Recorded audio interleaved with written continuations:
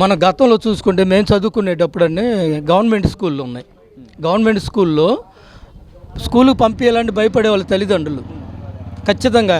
అమ్మో ఇదేంటి government school వెళ్తే చదువు ఉండదు, ఏముండదు, ఫెసిలిటీస్ ఉండదు, ఆట స్థలాలు ఉండవు, అవి ఉండవు, ఫెసిలిటీ ఉండవు చెప్పిన వాళ్ళు. కానీ ఈరోజు లోకేష్ బాబు గారు ఈ పదవి తీసుకున్న తర్వాత 10th క్లాస్ మీరు చూసుకుంటే 10th క్లాస్ చూసుకుంటే ఈరోజు ఎంత మెరిట్లో పిల్లలు పాస్ అవుతున్నారు, ఎంత అభివృద్ధి అవుతుంది. వాళ్ళకి భోజన వసతులే కానీ, బట్టలే కానీ, స్కూల్ బస్సులే కానీ, ప్రతిదీ. ఈరోజు కూడా బస్సు యాక్సిడెంట్లు అయినండి. ఇప్పుడు లోకేష్ గారు వచ్చిన తర్వాత ఏ ఒక్క ఇన్సిడెంట్ అని జరిగిందండి రాష్ట్రంలో? బస్ ఫెయిల్ అయిపోయింది పిల్లలకి ఎట్లా అయిందని ఒక్క ఇన్సిడెంట్ అని జరిగిందా? మరి మీరున్నప్పుడు ఎన్ని జరిగినాయి అవి? మీరు అక్రమంగా ఉన్న బస్సులన్నిటికి కూడా మీరు పర్మిషన్లు ఇచ్చి తిప్పారు. కానీ ఈరోజు అట్లా కాదు. ప్రతి అధికారి కూడా బస్సుల దగ్గరికి వెళ్ళి చెక్ చేసి 100% ఓకే అంటే అని పంపిస్తున్నారు.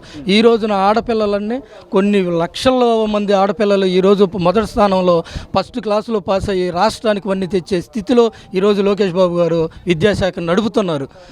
అది ఓర్వలేని వైసీపీ గొడ్డల పార్టీ నాయకులు తట్టుకోలేక వాళ్ళు చేస్తున్న పేరాపన తప్ప ఏమీ లేదండి ఇందులో. థ్యాంక్ యూ అన్న.